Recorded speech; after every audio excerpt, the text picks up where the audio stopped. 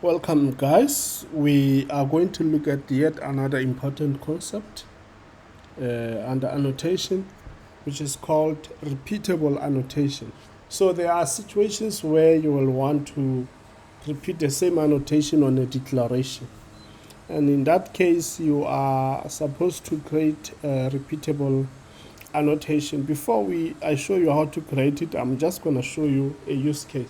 So in this, on this method, we see that we have specified two same annotation. So this is what we call a repeatable annotations. We can have as much as we want. We don't have a limit. So this is what we mean, guys. So before we explain this, I just want to show you the procedures. If you want to have a repeatable annotation, first, you must declare an annotation and annotate it with a repeatable annotation. That's the first step. The second step is now you must provide that repeatable annotation with a container. This schedule is called a container because it contains an array of a repeatable annotation. And that container must also be an annotation. And as you can see here, we have specified a runtime policy, which is runtime. We also have a runtime policy here, which is runtime, as you can see. And then inside the repeatable annotation, we have specified the attributes that we want. We have the day of the month, and we have given a default value. Then we have day of the week, and we have given default value Sunday. Then hours, I can just say which hours, 23 at night.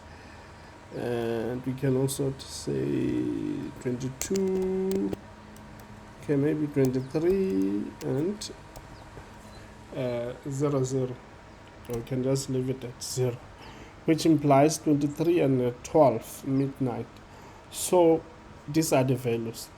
So how do you use it? So we see that here we are saying the first Monday of the month, and on these hours we want to perform cleanup, which is 1, 2, 3, 4 in the morning. Then we also say again last day of the month, and we know that day of the week is defaulted to Sunday, and hours is defaulted to 23. That would be placed here for us. And then now, if you want to read that at runtime, the first thing you have to do, you have to declare the class, which is always the first thing we do.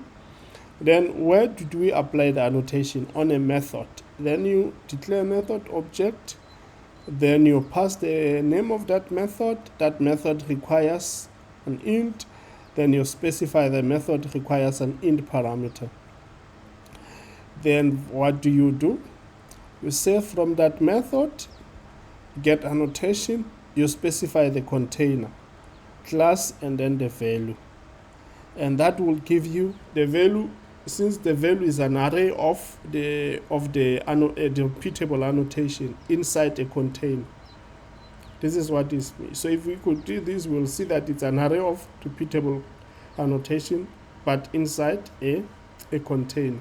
So this is how you will actually get the array values on a method that you are looking for. And we can iterate through the values, and we can print those values. So let's just run this method. As you can see, we're saying first Monday at these hours, last Sunday at these hours. This is what actually this means. So let's assume that I was to remove this int. So if I do this, it means that method does not have parameters. So let's run our code and see what we find. It says method not found. So what I'm just gonna say, just gonna ex dot print stack trace so that we get the actual error meaning, the meaning of the error that occurred. So it says no such method exception. So we see that we don't have a method cleanup without parameters.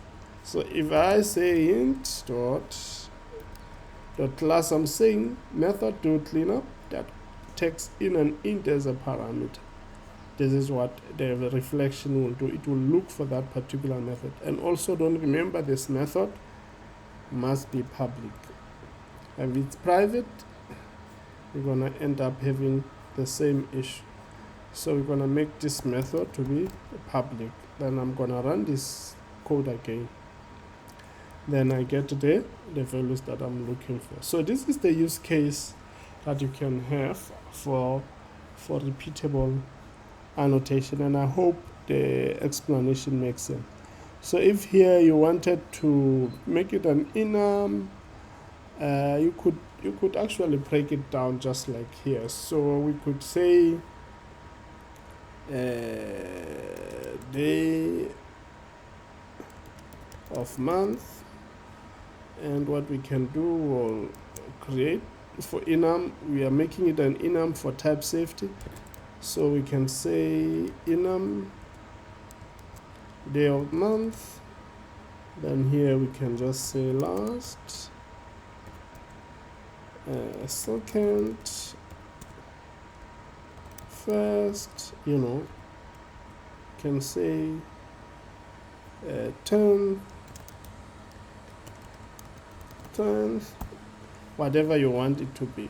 Then we can actually replace the default here to be last, and we remember that we use this when we want to achieve type safety.